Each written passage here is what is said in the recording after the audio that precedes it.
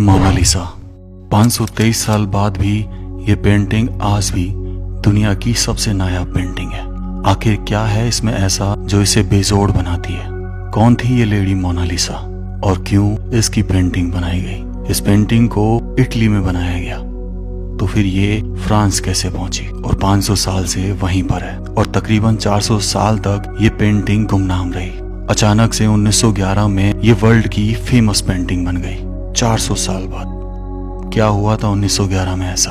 हैरान तो जब रह जाओगे जब पता चलेगा कि इस पेंटिंग के अंदर एक कोड है, एक सीक्रेट कोड। क्या वो कोड किसी दूसरी दुनिया से जुड़ा था या किसी खजाने से जो इसको और भी रहस्यमय बनाता था?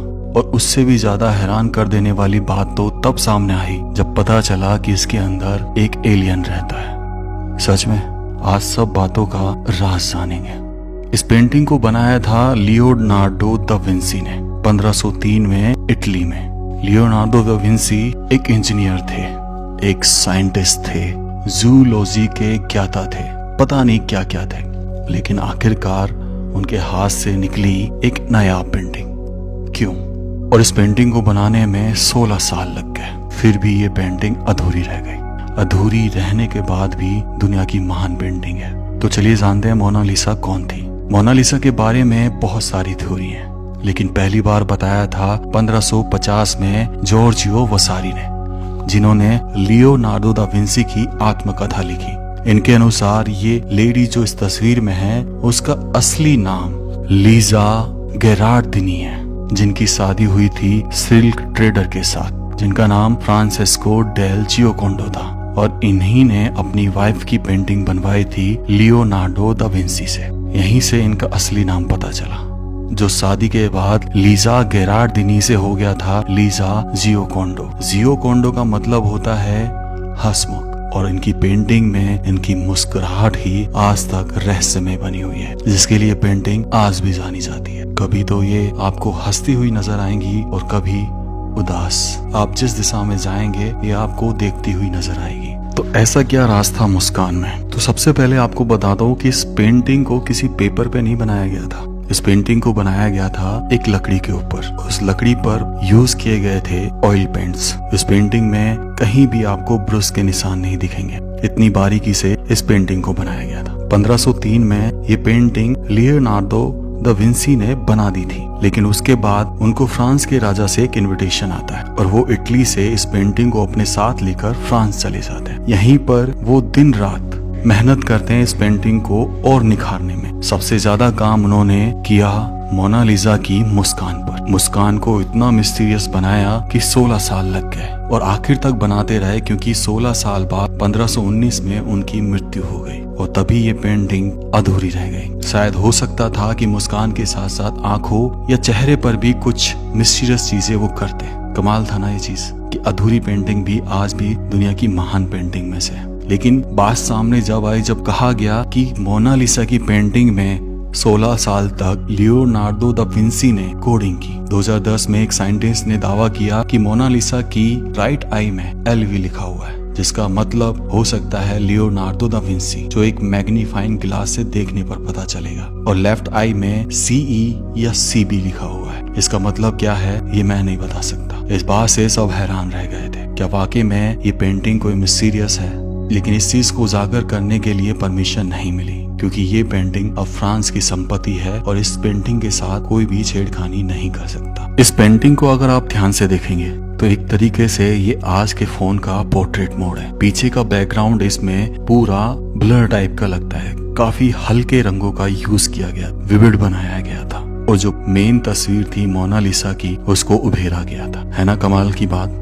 कि ये चीज 523 साल पहले लियोनार्डो ने सोच लिया था, और इन्हीं बारीकियों के साथ इस पेंटिंग को इतनी महत्वता आज भी मिलती है। लेकिन अब सवाल ये उठता है कि 400 साल अंधेरे में रहने के बाद ये अचानक से 1911 से 1913 के बीच में उन 2 सालों में ऐसा क्या हुआ कि ये पेंटिंग वर्ल्ड की मशहूर बन गई? तो ये पेंटिंग 1797 में पहुंचा दी जाती है फ्रांस के पेरिस के लोवरी म्यूजियम में, जहाँ पर ये पेंटिंग आज भी रखी हुई है, जिसको देखने लाखों लोग हर साल पहुंचते हैं। 1911 में इसी म्यूजियम के एक एम्प्लॉय विंसेंजो पेरुगिया ने इस पेंटिंग को चुरा लिया था। कैसे चुराया? वो रात भर म्यूजियम में छुप गया था और सुबह जब म्यूजियम खुला तब चुपचाप उसको कपड़े में ढककर वहां से निकल गया। इसके साथ 2 जने और थे। ये विंसेंजो पेरुगिया बेसिकली इटली से बिलोंग करते थे। ये मानते थे कि ये पेंटिंग इटली की है तो इसको इटली पहुंचाया जाए। लेकिन तभी अचानक से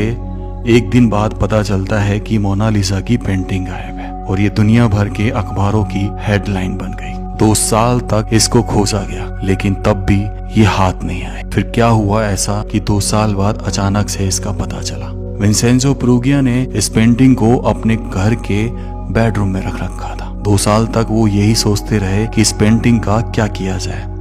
तब उन्होंने डिसाइड किया कि इस पेंटिंग को बेच दिया जाए। तब वो एक सेलर के पास जाते हैं, इस पेंटिंग की डिमांड रखते हैं। कहा मेरे पास वो पेंटिंग है और उसकी कीमत ये है। उस सेलर ने उस पेंटिंग के पीछे लगी मोहर को देखा और ये निश्चिंत हो गया कि ये पेंटिंग मोनालिसा की ओरिजिनल पेंटिंग है। तभी वहीं से विंसेंजो पेरुगिया पकड़ा गया और 6 महीने तक जेल में रहा। 2 साल बाद ये पेंटिंग उसी म्यूजियम में लौटी और उस समय के बाद ये पेंटिंग दुनिया की सबसे प्रसिद्ध पेंटिंगों में से एक बन गई। इस पेंटिंग की कीमत अगर आज आंकी जाए तो $1 बिलियन है। लेकिन फ्रांस के रूल्स और नियम के हिसाब से इस पेंटिंग को नहीं बेचा जा सकता। मोनालिसा की एक जुड़वा पेंटिंग भी है। कहा जाता है कि इसको भी लियोनार्डो दा विंसी के टाइम में ही उनके एक स्टूडेंट फ्रांसेस्को मेल्जी ने बनाया था, जो हूबहू उसके जैसी दिखती है लेकिन मुस्कान में वो बात नहीं। शायद उसके जैसे बनाने की कोशिश की गई हो। लेकिन हैरान तो तब रह जाएंगे जब पता चला कि तीसरी पेंटिंग भी मौजूद है और ये तीनों पेंटिंग फ्रांस में ही है, अलग अलग म्यूजियम के अंदर। तीसरी पेंटिंग मोनालिसा की न्यूड पेंटिंग थी जिसमें हाथों का स्ट्रक्चर बिल्कुल मोनालिसा के जैसा ही था। इस पेंटिंग को मोना वेना कहा जाता है। इस पेंटिंग को बनाया गया था 1514 से 1516 के बीच में। कहा जाता है कि ये पेंटिंग भी लियोनार्डो दा विंसी के स्टूडेंट ने बनाई। लेकिन ज्यादा फैक्ट यही मिलते हैं कि इस पेंटिंग को भी लियोनार्डो दा विंसी नहीं बनाया। इसके कोई तथ्य सबूत नहीं है कि ये पेंटिंग किसने बनाई, पर हाँ ये उस समय की है जब वो जिंदा थे। अब सबसे बड़ी बात, मोनालिसा की हम पेंटिंग जो अपने फोन में देखते हैं तो काफी बड़ी नजर आती है, लेकिन ये पेंटिंग बहुत छोटी है। इसका साइज लंबाई गुना अगर चौड़ाई करें तो 30 बाई 21 इंचेस है और इसका वजन 8 किलोग्राम है। और अब सबसे बड़ी बात कि मोनालिसा की पेंटिंग में एक एलियन छुपा है, उसका घर है ये पेंटिंग। पैरानॉर्मल क्रूसिबल एक साइट ने ये दावा किया है कि जब मोनालिसा की पेंटिंग को मिरर में देखा जाए और दोनों पेंटिंग को जोड़ा जाए तो बीच में एक एलियन दिखाई देता है। लेकिन खतरनाक सीक्रेट तो तब रिवील हुआ जब इस पिक्चर में एक कोड दिखाई दिया। कहा जाता है कि लियोनार्डो ने इस पर एक कोड लिखा है इटालियन में, जिसे इटालियन में ला रिपोस्ता si trova qui, जिसका मतलब है द आंसर इज हियर, उत्तर यहाँ है।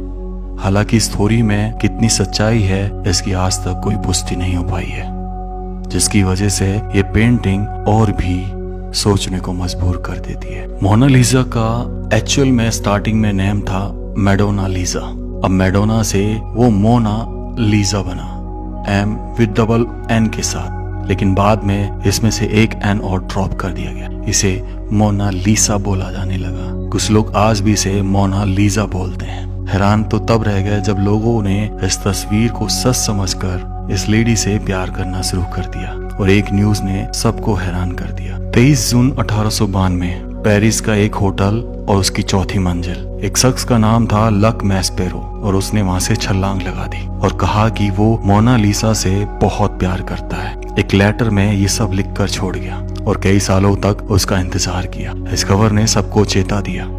लेकिन आज भी जब लोग इस म्यूजियम में जाते हैं तो मोनालिसा की इस पेंटिंग को फ्लावर्स दिए जाते हैं, लेटर्स दिए जाते हैं। इसलिए ये पेंटिंग समय के साथ साथ और भी मिस्टीरियस बनती जा रही है, क्योंकि इस पेंटिंग में ऐसा लगता है अभी मोनालिसा बाहर आकर आपसे कहेगी हेलो कैसे हो आप। इस व्लॉग को मैं यहीं एंड करता हूँ। राम राम सा सभी को। खम्बा गणिसा राजस्थान, मेरा देश मेरा भारत।